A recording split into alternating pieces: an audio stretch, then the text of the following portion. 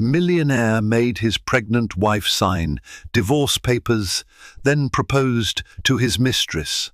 The world loves a scandal, and few scandals can outshine the dazzling fall from grace of a proud millionaire who once had it all: power, wealth, and the illusion of a perfect marriage. This is the story of Andrew Wellington, heir to a legendary fortune, whose charismatic smile masked a heart consumed by ambition and betrayal. When his wife Jennifer Collins found herself pregnant, she believed it was their moment of bliss, only to be blindsided when Andrew presented her with divorce papers. But the drama doesn't end there. Unbeknownst to everyone, Andrew's new mistress was waiting in the shadows for a ring and a proposal that would set this tumultuous saga ablaze. Andrew Wellington was, by all public accounts, the epitome of success. Tall, with piercing blue eyes and neatly combed dark hair, he exuded confidence from every pore. People whispered that he was born in a suit, impeccably tailored, no wrinkles allowed, even as an infant. Coming from one of the oldest moneyed families in Manhattan, Andrew wielded influence in the city's real estate and venture capital circles like a scepter. Wherever he went, cameras flashed, reporters swarmed, and charity galas vied for his presence. Jennifer Collins couldn't have been more different from Andrew's privileged circle. Growing up in a middle-class home in upstate New York, she knew the value of every dollar. Her parents, Maria and Stephen Collins, ran a modest but beloved bakery, where Jennifer spent her teenage afternoons kneading dough, icing cakes, and listening to customers confide their everyday hopes and woes. She was intelligent, warm-hearted, and unguardedly trusting. Perhaps that was what Andrew found so refreshing when they first met at a friend's gallery opening in Soho. Surrounded by superficial socialites, Jennifer was a breath of authenticity, wearing a simple floral sundress and sandals, while everyone else flaunted name-brand suits and glittering designer gowns. From that first encounter, their courtship was swift and intense.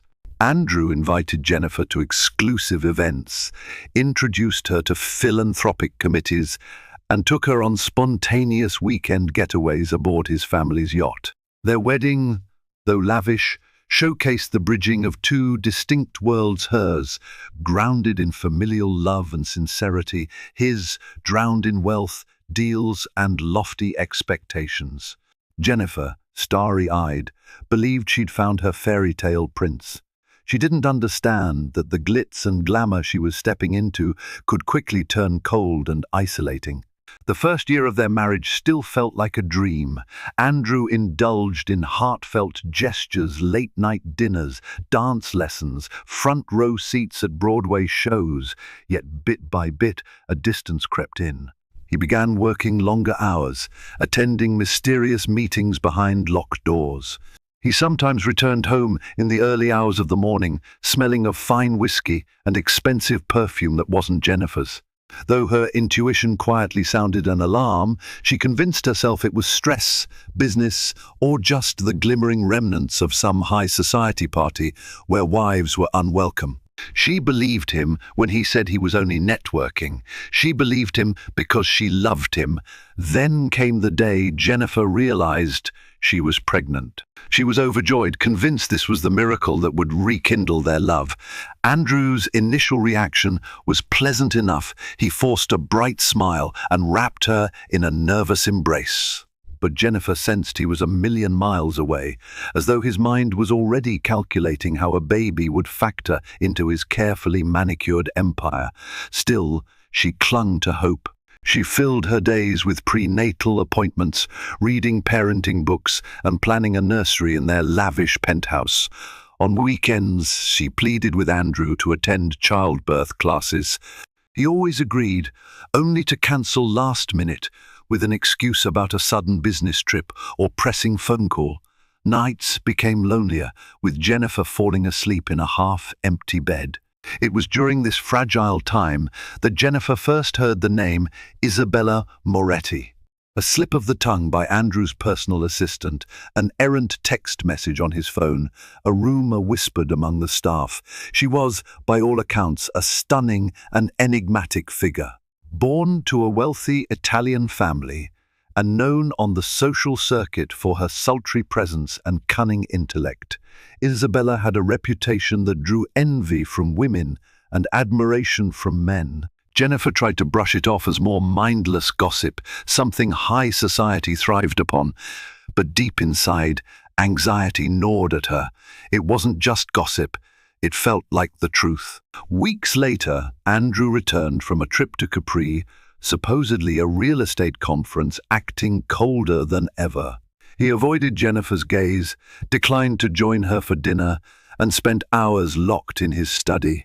The silent tension mounted until Jennifer decided to address it. She walked into the study one evening, her hands trembling over the slight bulge forming in her abdomen, and pleaded, "Andrew, talk to me. Is there something going on, something you need to tell me?" He looked up from his laptop, face impassive, and simply shook his head. "I'm just busy, Jennifer." That was all he said. No reassurance, no gentle touch, nothing. Days later, Jennifer discovered the damning text messages on Andrew's phone. She had gone into his study to grab his phone charger, a benign enough act, but the device lit up with a text from Isabella, "Miss you already, amor." Tonight was unforgettable.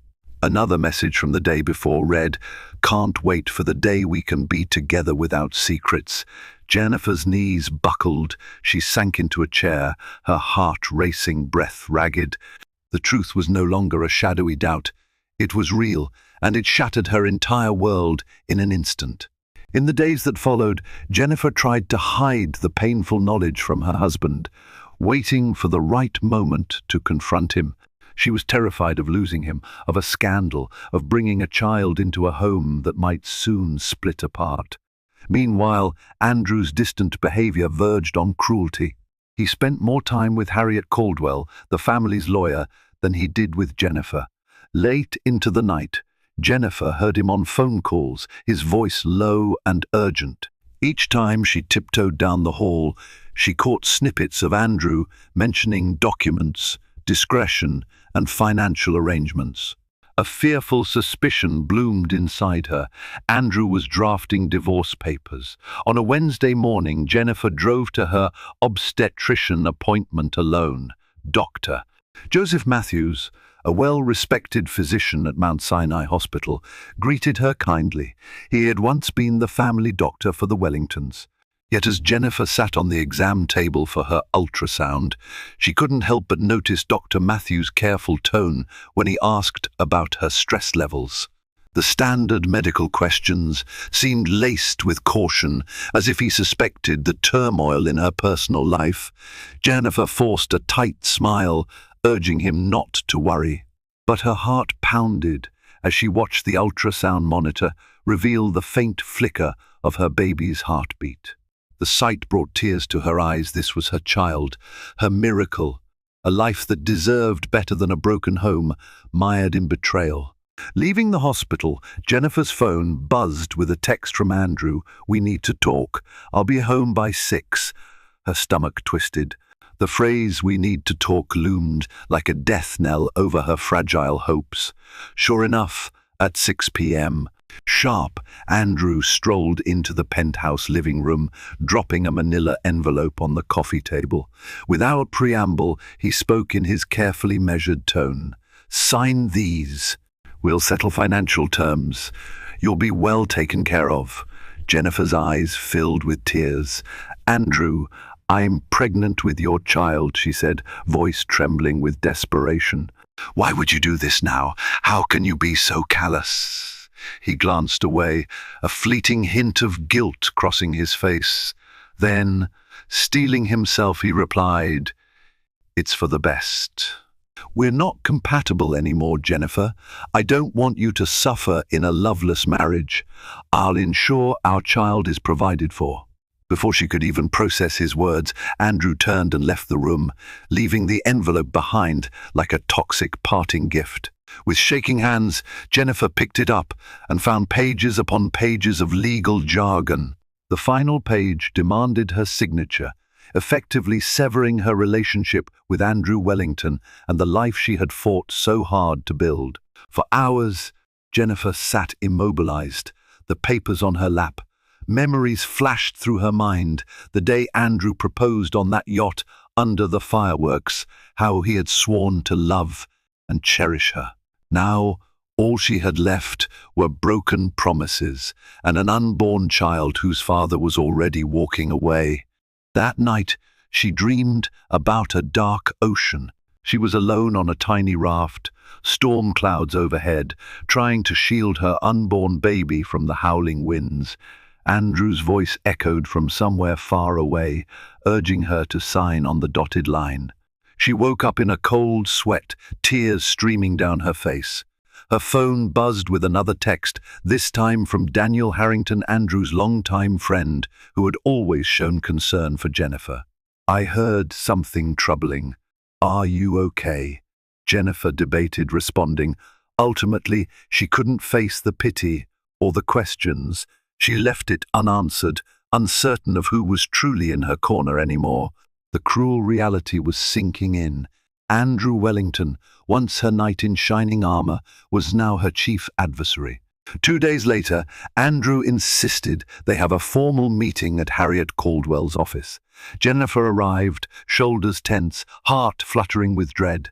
Harriet, a stern woman with iron-grey hair pulled into a tight bun, greeted Jennifer with frosty politeness. Andrew was already there, seated in a plush leather chair, expression unreadable. Harriet slid another set of papers across the mahogany desk. "Miss S. Wellington," she began, "we can expedite this process, but we need your cooperation."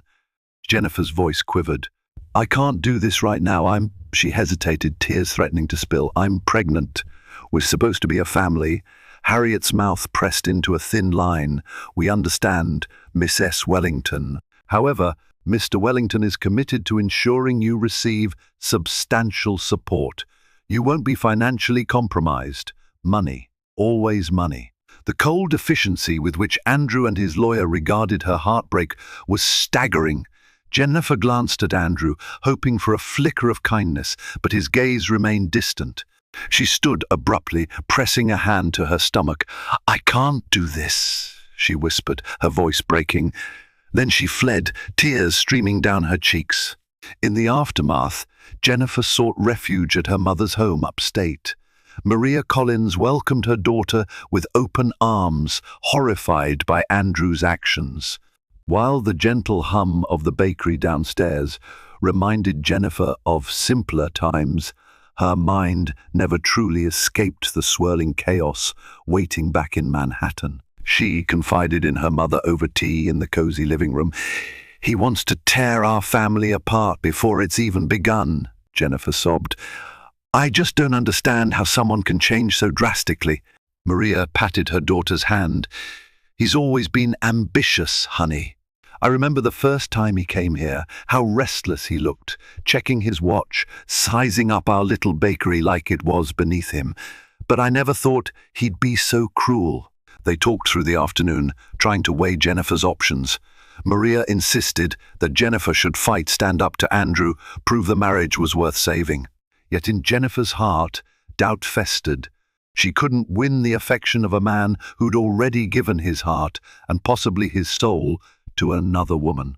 That evening, Jennifer received a phone call from Daniel Harrington, who had been Andrew's best friend since college. She decided to pick up this time, curiosity and desperation overriding her fear of pity. "Jennifer," Daniel began, his voice laced with concern, "I just heard about the divorce. I wanted you to know I'm here if you need anything." Against her better judgment, Jennifer decided to share at least part of her turmoil. In halting sentences, she told Daniel about the pregnancy, the betrayal, and the divorce papers. Daniel sighed heavily. "I suspected something was off with Andrew lately." He's been acting strange, especially since he started meeting up with Isabella Moretti more frequently. I tried to warn him not to ruin what he has with you, but he wouldn't listen. Jennifer's voice caught in her throat. It hurts more than I can explain. I never imagined we'd end up here. Let me help, Daniel said softly. Andrew trusts me, and I still have some influence over him. Maybe I can talk sense into him. Jennifer hung up, torn between relief and skepticism. She knew Andrew valued Daniel's opinion, but she also recognized Andrew was fully enchanted by Isabella. A last-ditch effort might be too little, too late. Days later, Daniel invited Jennifer to a lunch in Manhattan to discuss potential strategies. They met at a quiet bistro, far from the usual paparazzi-laden hotspots that Andrew frequented. Daniel, with his warm brown eyes and gentle demeanor, looked genuinely pained by Jennifer's distress. She laid out everything: her heartbreak, her fear for the baby, her confusion over how Andrew could flip like a switch. Daniel listened intently, then confessed something that chilled Jennifer to the bone. Andrew's father, the late Mark Wellington, arranged a complex trust fund that grants Andrew full control of the family fortune, but it comes with certain clauses. One of them states that if Andrew divorces without producing a legitimate heir, his share reverts partly to philanthropic trusts, specifically funds managed by Warren Buffett's philanthropic circle. I discovered references to this while working with Andrew on a property deal last year. My guess is, if Andrew divorces you before the baby is born, he thinks he can circumvent that clause by claiming the marriage was untenable. You and the baby would be cut out of certain entitlements unless you sign a mutual agreement. Jennifer reeled. You're saying he's divorcing me partly to protect his fortune from his own child? Daniel shook his head. Not exactly, but it's twisted. He might be trying to renegotiate terms behind the scenes. Isabella also has her eyes on his money. I've overheard her persuading him to secure everything before the baby arrives. She's manipulative, Jennifer. She's pushing for control. A spark of anger flared in Jennifer's eyes. Andrew's betrayal now felt even more sinister. It wasn't just about love lost, it was about financial power and a mistress eager to sink her claws into the Wellington empire. Jennifer realized in that moment that she needed to fight not just for her own dignity, but for her unborn child's future. Back at the Wellington penthouse, Andrew was meticulously planning a grand soiree, an elite charity gala underwritten by the family foundation. The event would be the perfect stage to introduce the world to the next phase of his life, or so he believed. Isabella Moretti, the rumored mistress, had returned from Europe and was already making waves among New York's upper crust. Her appearance at the gala would undoubtedly cause a stir. Jennifer learned about this event through a society column, ironically penned by Harriet Samuels in the Palm Beach Post, who mentioned Andrew Wellington and his close friend Isabella Moretti were hosting a major charity auction. The mention of Isabella in the same breath as Andrew's philanthropic endeavors felt like a slap to the face. Jennifer recognized Isabella's infiltration was swift and merciless. She was asserting her presence on Andrew's arm publicly, effectively pushing Jennifer into the shadows. While Andrew finalized the gala's guest list, Jennifer grew determined to attend uninvited if she had to. If Andrew wanted to flaunt Isabella in public, Jennifer would not be cowering at her mother's bakery. She wanted Andrew to see her, to remember she was no pushover, that she refused to vanish quietly. The night of the gala arrived. Jennifer chose a form-fitting, floor-length gown in emerald green that subtly accentuated her pregnant figure. She styled her hair in soft waves, applied a bold red lipstick, and carried herself with a calm poise she hardly felt inside. Paparazzi lined the plush carpet leading into the grand ballroom. Flashes exploded in quick succession as she emerged from a black sedan, her face resolute. Inside, the room was a spectacle of opulent chandeliers dripping with crystals, tables adorned with fresh orchids, and waiters circulating with trays of champagne. Jennifer spotted Andrew almost immediately, standing by the stage with Isabella by his side.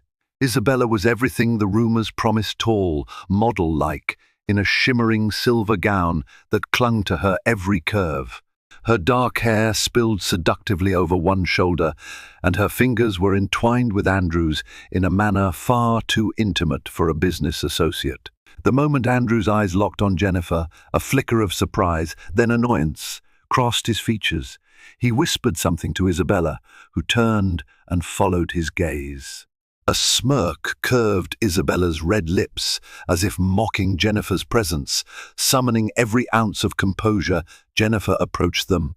"Andrew," she said politely, her voice only trembling slightly. "I didn't realize our charity events were invite-only these days." Andrew swallowed, likely thrown off by Jennifer's boldness. "Jennifer, this is not the place." "I'm in the middle of—" Isabella cut in, extending a manicured hand. "Isabella Moretti. Lovely to meet you, Jennifer. I've heard so much about you." Jennifer forced a polite smile. "I'm sure you have." Tension crackled in the air. Guests in the vicinity sensed the awkwardness. Glancing curiously at the trio, Andrew cleared his throat and placed a hand on Isabella's back as though staking his claim. "We're here for an important cause tonight. Let's not make a scene." Without warning, Jennifer's voice rose, not quite loud enough to cause a disruption, but enough to catch Andrew off guard. "Is that what you told our unborn child? That it's not the place for them either?" Andrew's jaw tightened. Isabella's eyes sparkled with triumph, as though Jennifer's raw emotion was exactly the reaction she wanted. Before more words could be exchanged, Daniel Harrington sidled up to them, taking Jennifer gently by the elbow. "Jennifer, let's step outside for a moment." She allowed herself to be guided out onto the terrace, where the city skyline glittered under the night sky. She took deep, shaky breaths, tears threatening to spill over. "I couldn't let him publicly flaunt her without reminding him he still has responsibilities," she murmured. Daniel nodded. "I understand. But trust me, humiliating him in public isn't going to solve anything. He's too proud. He'll dig in harder." As they stood there, Harriet Samuels, the Society columnist, emerged, camera in hand. She'd caught wind of the friction. Instinctively, Daniel maneuvered to shield Jennifer from any prying questions. "No comment, Harriet," he insisted, leading Jennifer away before she became the night's gossip headline. The following morning, Jennifer woke up to a flurry of social media posts and tabloid headlines about the awkward triangle at the Wellington Gala. While Andrew's PR team scrambled to spin the story, Jennifer realized the public now had a taste of the drama. The facade of the perfect Wellington marriage was crumbling fast. An urgent message blinked on Jennifer's phone from Harriet Caldwell's office, demanding that she finalize the divorce settlement or face an aggressive legal approach. Jennifer read the message with cold dread. Andrew was done pretending to care for her feelings. He wanted her out of the picture. After hours of contemplation, Jennifer decided to seek her own legal counsel. She contacted a recommended attorney, Margaret Healy, who specialized in high-profile family disputes. In a sunlit conference room overlooking Central Park, Jennifer recounted her story: her marriage to Andrew, the discovery of his affair, the pregnancy, and the trust fund clauses that Daniel had revealed. Margaret took meticulous notes, her hazel eyes narrowing. "You have more power here than you realize," she said, tapping a pen against her notebook. "If you can prove Andrew is divorcing you in bad faith, especially under pressure from Isabella, and that financial motivations play a role in disclaiming paternity or cutting you out, you can fight for a substantial settlement. More importantly, you can secure a future for your child." Jennifer exhaled a shaky breath. "I don't want a drawn-out court battle. I just want what's fair for the baby." Margaret's expression softened. "I understand. However, From what you've shared, Andrew is less likely to respond to emotional pleas. He's built a fortress around his empire. We need to be strategic. Within the next week, Jennifer signed a retainer with Margaret. They filed motions to contest the initial divorce papers, demanding more favorable terms and stating the unborn child's interests. The legal war had officially begun. While the lawyers dueled in offices and courtrooms, Jennifer found herself grappling with a surge of mixed emotions: love, anger, betrayal, fear. Nights blurred into restless dreams, and even daily tasks felt like navigating a fog. The baby's gentle kicks reminded her that life persisted within her, a quiet beacon of hope in this storm. During one of her sleepless nights, Jennifer recalled how she had first caught a glimpse of Andrew's complexity. It was at a dinner party early in their relationship, when Mark Wellington, the patriarch, was still alive. Over cigars and brandy, Mark boasted about the Wellington legacy, regaling guests with tales of power and wealth. Jennifer had noticed Andrew's jaw clench, the way his eyes flashed resentment whenever his father bragged about controlling the family's direction. She realized now that Andrew's ruthless streak might be inherited. Mark had molded Andrew to protect the family fortune at all costs. At times, Jennifer couldn't help but wonder if Andrew had ever truly loved her, or if she had simply been a charming addition to his public image. Perhaps, in the early days, he'd been attracted to her sincerity, her warmth, and her refusal to be impressed by his money. But ambition and greed had a way of corroding even the purest feelings. One afternoon, seeking a distraction, Jennifer flipped through the social pages. She paused on an old article discussing Andrew's philanthropic partnership with Bill Gates and Warren Buffett, praising his youth and vision. Photographs showed Andrew shaking hands with the billionaires at a foundation dinner. The same piece mentioned Mark Wellington's philanthropic trusts, those that might revert to charity if Andrew's marriage didn't produce an heir. There it was, a real, tangible hint that the Wellington Empire was always overshadowed by carefully orchestrated legalities. Feeling an odd urge to verify the details, Jennifer scheduled a meeting with Daniel Harrington, who had access to many of the Wellington archives. She wanted clarity about the trust fund's stipulations, everything her father-in-law had orchestrated from beyond the grave. They met in Daniel's downtown office, quiet on a late Friday afternoon. Tall windows overlooked the bustling city streets. "I appreciate you coming," Jennifer began. "I need to be absolutely certain about these legal details that might affect my child." Daniel nodded and produced a couple of folders. "I looked into the Mark Wellington Trust. It's complicated, but one thing stands out. If Andrew has a legitimate heir, that child is entitled to a certain portion of the estate, managed in trust until adulthood. If Andrew divorces you before the child is born, he might try to contest paternity or negotiate the trust's disbursement. That's likely why Harriet Caldwell is pressing so hard for a swift divorce. They want to avoid additional claims." Jennifer's anger simmered. He's trying to pretend the child isn't his so he can protect his money. That's deplorable. Daniel's gaze softened. "I don't think he'll outright deny paternity if you force the issue.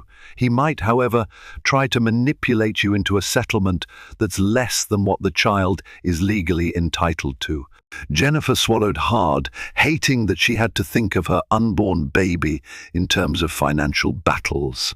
But Andrew had forced her hand. Meanwhile, Isabella Moretti was reveling in her role as Andrew's new muse. She moved into a lavish apartment just blocks from Andrew's penthouse. The tabloids were rife with speculation about their burgeoning romance, especially after they were spotted vacationing in street Barts together. Behind the scenes, however, Andrew's business interests were taking a hit. Rumors of his messy personal life made investors skittish and potential partners worried about Andrew's judgment. Some of his board members at Wellington Ventures questioned his decision-making, while others quietly distanced themselves, not wanting to be caught in the crossfire of a scandal. One evening, Andrew invited Isabella to a private dinner in the penthouse.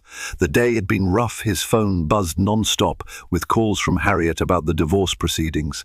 Documents from Margaret Healy indicated that Jennifer was pushing for spousal support, a robust trust for the child, and a share of the Wellington assets that rivaled what Mark Wellington's trust would have mandated anyway. If Andrew refused, they'd see him in court. Isabella sipped her wine, her dark eyes dancing with intrigue. "Darling, you can't let that woman run circles around you. Didn't you mention you wanted to propose to me once this is over? How can we move forward with a costly legal battle weighing us down?" Andrew pinched the bridge of his nose. "You don't think I know that? I'm working on it. But Jennifer has a top-notch attorney." Isabella's smile was cunning. "We can't have her winning public sympathy, especially not with that baby on the way. Let your lawyers handle the negotiations. We focus on us, on our future." She leaned in, resting a hand on Andrew's thigh.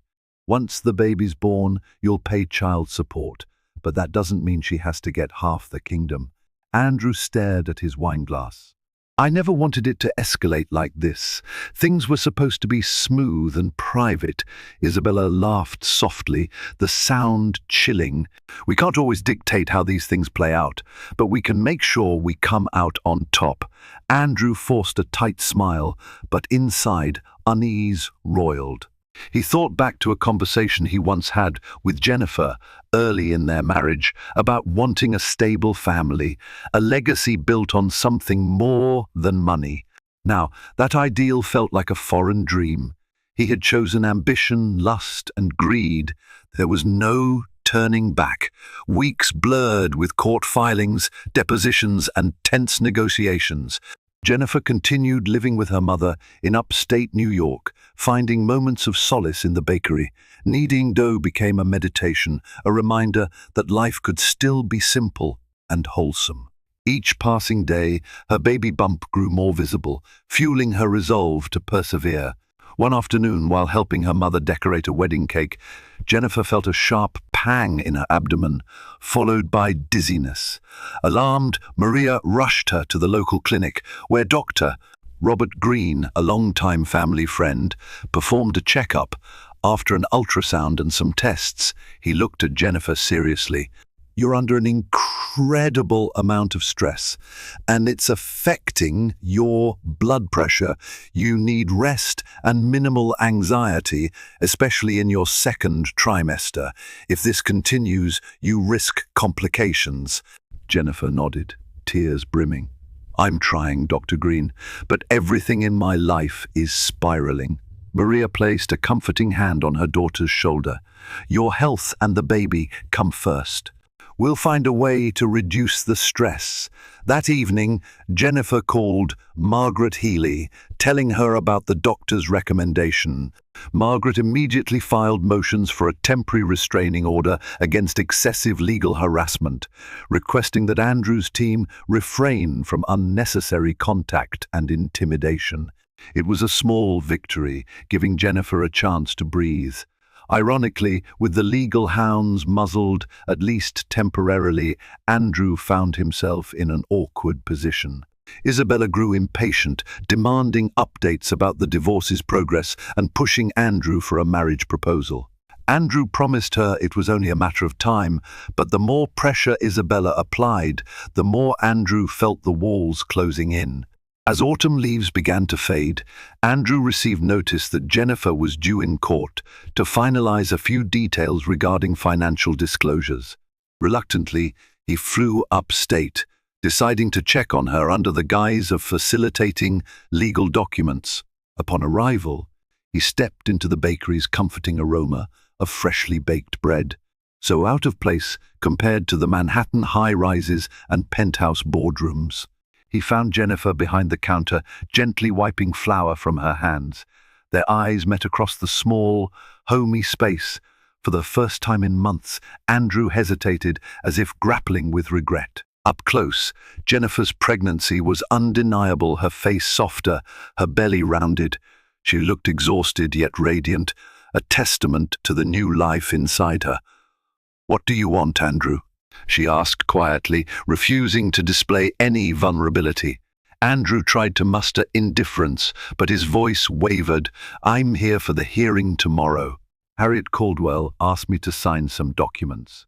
He paused, then awkwardly added, "You look, well." A bitter laugh escaped Jennifer's lips. "I'm trying to be well, despite everything." Silence stretched between them. The memory of love once shared lingered in the air, mingling with the sweet scent of cinnamon rolls. Andrew's gaze dropped to Jennifer's stomach. "How is the baby?" he asked, voice hushed. Jennifer studied him. It might have been the first time he'd shown a hint of genuine concern since she announced her pregnancy. "The baby is fine, thanks to me. I'm doing everything I can to ensure that remains true."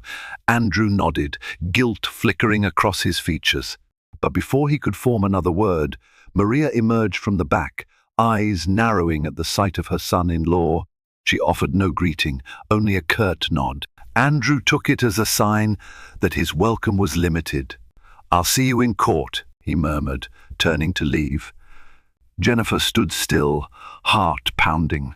She realized how Andrew's momentary glimpse of concern didn't erase the betrayal, nor did it solve the looming battle over their child's future.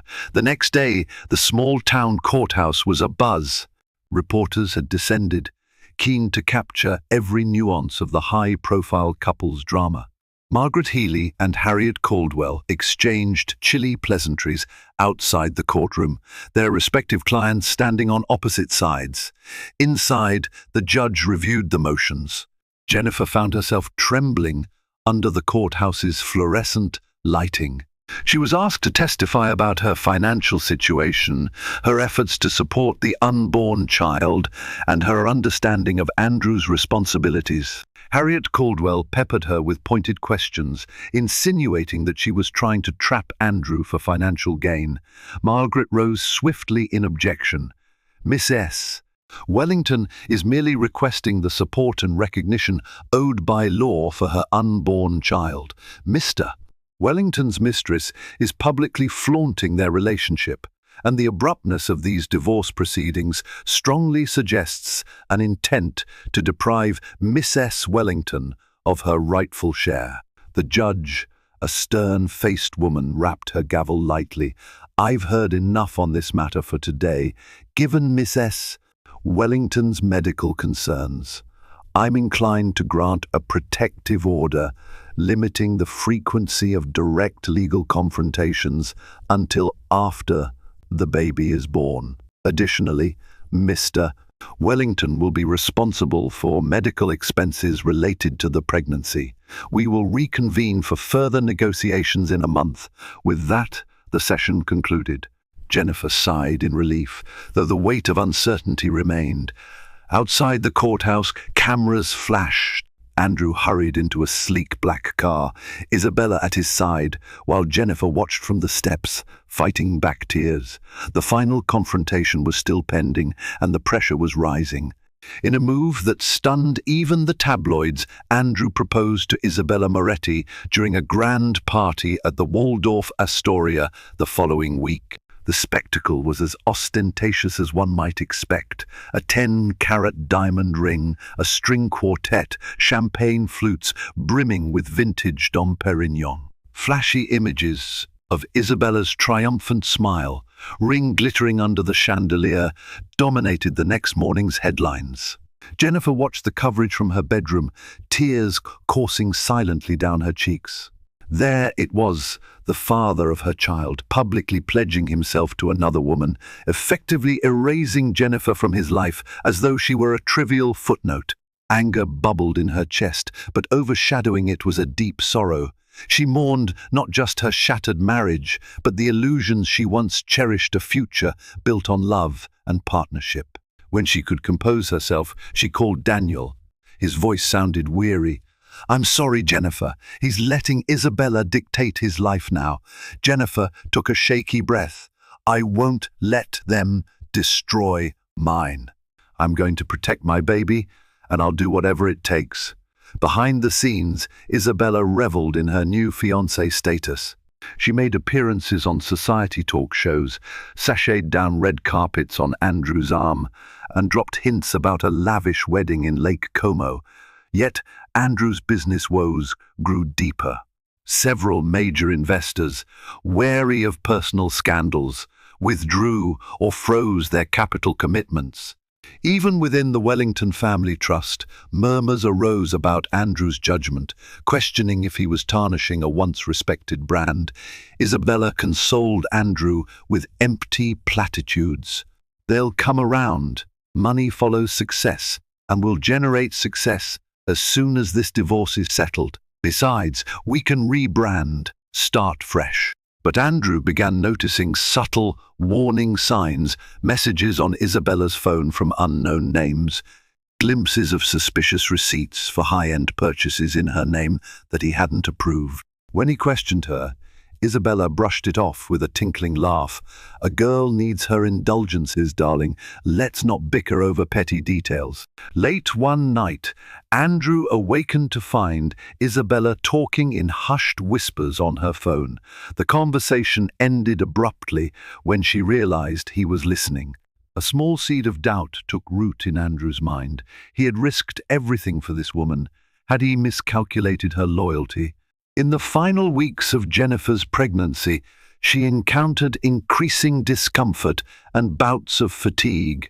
Maria insisted that Jennifer avoid any stress, but the legal proceedings had reached another critical juncture. Andrew and Jennifer were scheduled for a mediation session, their last attempt to settle before a full-blown trial.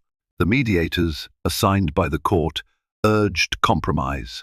Margaret Healy laid out Jennifer's demands: a guaranteed trust for the child, full coverage of all medical and education expenses, and a reasonable spousal support package. Andrew, seated across the table, fidgeted with his pen. Isabella's presence hovered in the corridor like a malevolent spectre, even though she wasn't allowed inside the mediation room.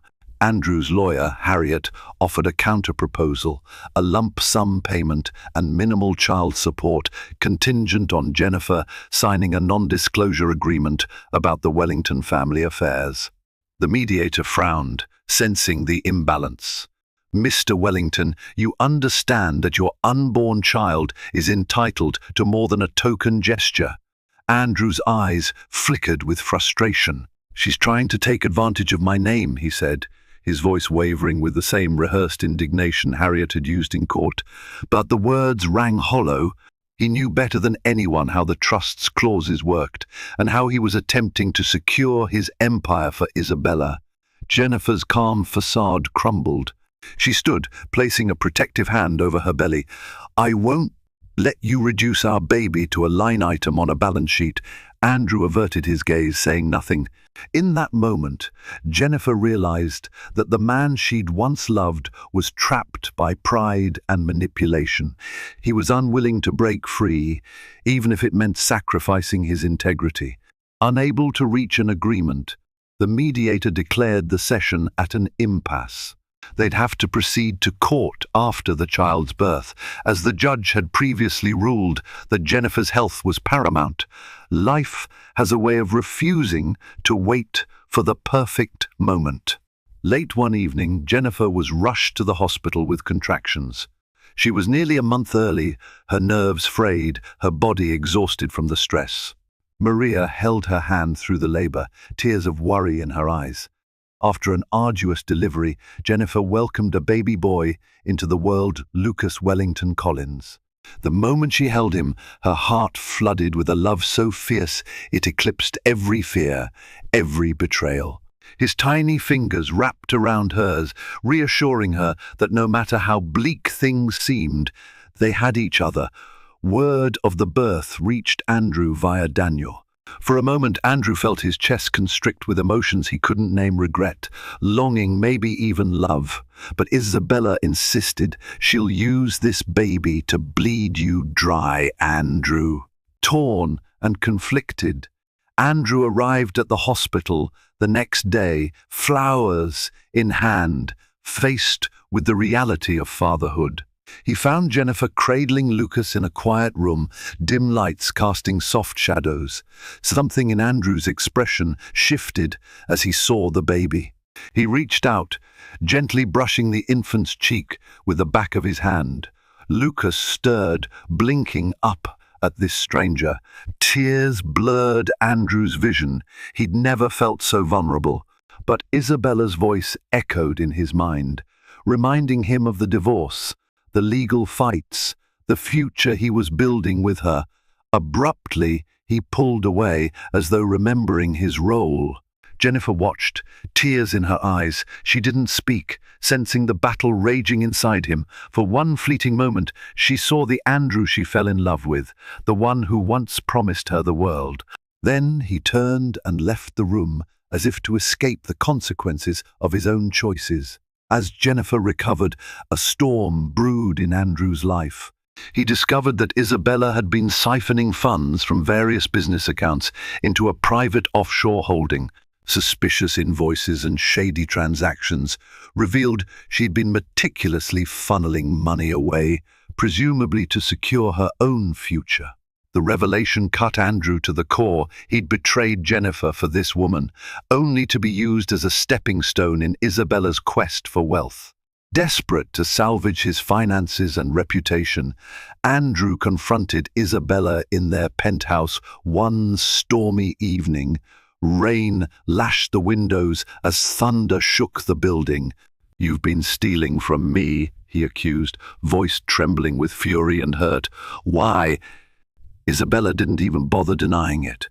She rolled her eyes, leaning casually against the kitchen island. "Call it an insurance policy, dear. You made grand promises about a future together, but we both know money is the real power here. Don't pretend you're any different." Andrew clenched his fists, the weight of his own hypocrisy pressing down on him. He had chosen greed and ambition over loyalty. Now he was reaping the results. "We're done," he spat, grabbing his coat. "Get out, or I'll call the authorities." Isabella merely smirked, slipping a diamond ring off her finger and setting it on the counter. "Keep the ring, keep your empire. I have what I need." She walked out into the night, leaving Andrew to realize that the empire he'd fought so hard to protect now felt like a hollow shell. In the days that followed, Andrew's life became a whirlwind of damage control. He pursued legal action against Isabella, locked down the compromised accounts, and faced the scorn of colleagues who had warned him about letting personal drama interfere with business. The tabloids delighted in the fallout. "Wellington's Mistress flees with fortune," screamed headlines. Amid the chaos, Andrew found himself thinking about Lucas. He reached out to Jennifer, requesting permission to visit their son. Reluctantly, Jennifer agreed, on the condition that Andrew came alone with no lawyers in tow. When Andrew arrived at the Collins home, the atmosphere felt tense, but less hostile than before. Maria, watching from a distance, offered a polite nod, though it was clear she harbored deep resentment.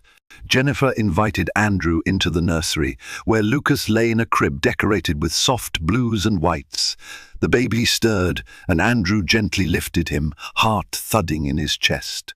The tiny weight of Lucas in his arms felt monumental. Glancing up, Andrew noticed tears shimmering in Jennifer's eyes.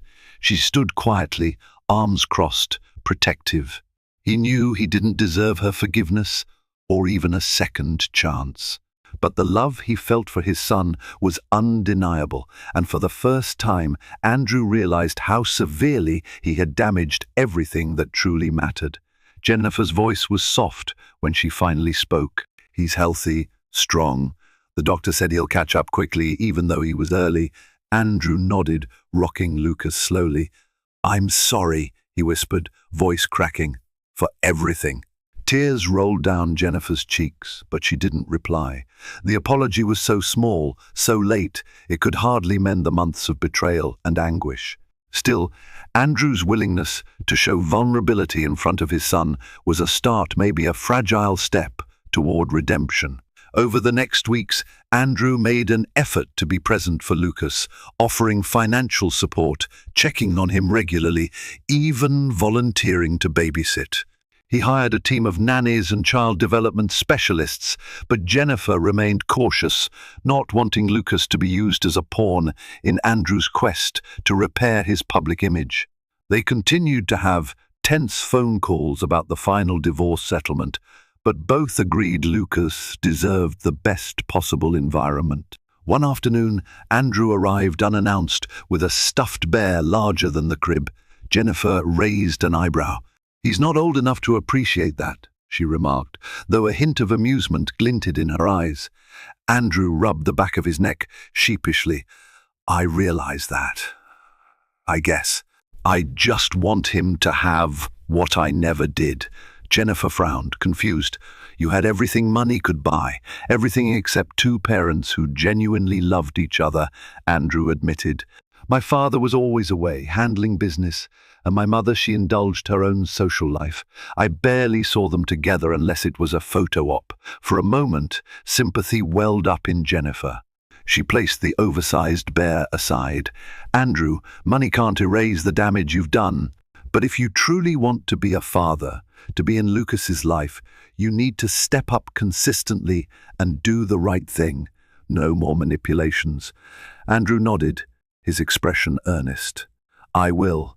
Eventually, the postponed court date arrived, set to finalize custody, child support, and the divorce terms. Jennifer was adamant that while she didn't trust Andrew romantically, she would allow co-parenting if it was in Lucas's best interest. Margaret Healy strategized that a fair settlement could be reached if Andrew accepted responsibility without dragging Jennifer into further legal warfare. Andrew, chastened by Isabella's betrayal and desperate to salvage whatever was left of his integrity, approached Harriet Caldwell with instructions to offer generous concessions to Jennifer. Harriet, though initially taken aback, complied. In a dramatic twist, Andrew took the stand during the hearing and confessed, under oath, that his affair and financial motivations played a significant role in filing for divorce. He admitted to orchestrating a scenario where Jennifer was pressured to sign the papers, acknowledging that his actions were cruel and self-serving.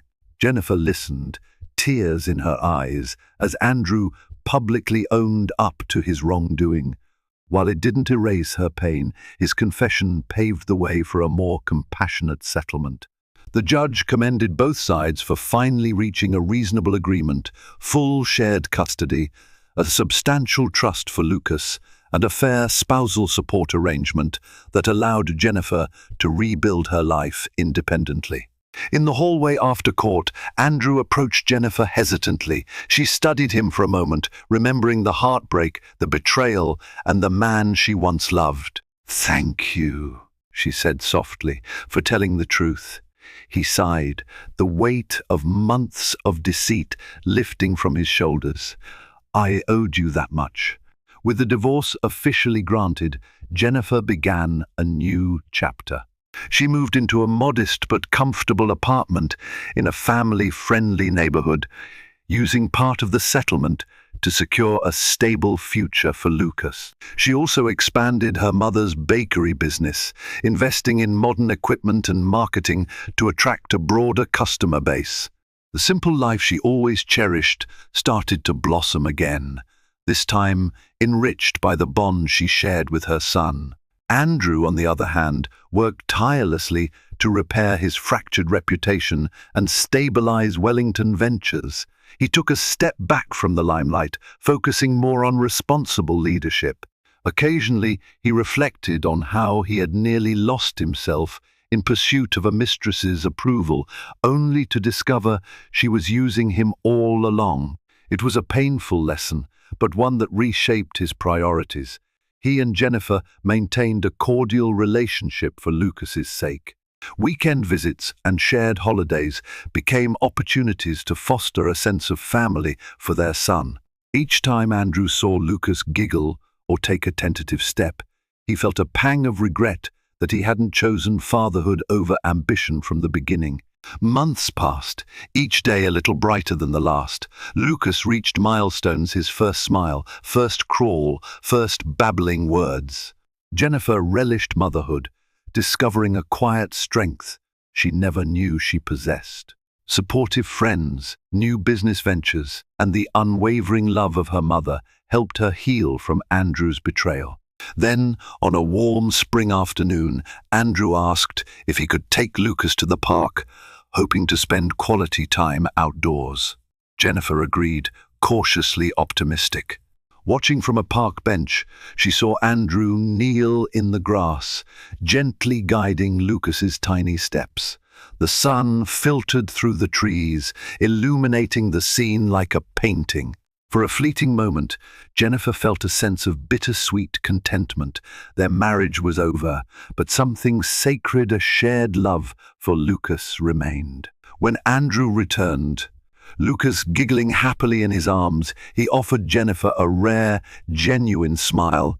"He's growing so fast," Andrew murmured, eyes filled with wonder. "Thank you for letting me be a part of this." She nodded, noticing that while the regret in his expression remained, it was tempered by sincere affection for their child. Life had shattered their union, but it had also woven them together in a new way. And so ends this tumultuous chapter of betrayal, heartbreak, and redemption, an extraordinary reminder that even in life's darkest hours, hope can still flicker. Andrew Wellington, once blinded by power and seduced by greed, ultimately faced the staggering price of his choices. Jennifer Collins, fortified by unwavering determination and the love of those who stood by her, proved that one can rise above ruin and protect what truly matters. Thank you for joining us on this emotional journey. If you found yourself captivated by Jennifer's resilience, Andrew's downfall, and the ultimate triumph of love for their son, Lucas, be sure to give this video a thumbs up. Share this story with friends who might need inspiration in their own struggles. And don't forget to subscribe to our channel for more real-life drama fiction that will keep you on the edge of your seat. Together, let's continue exploring tales that remind us no storm lasts forever.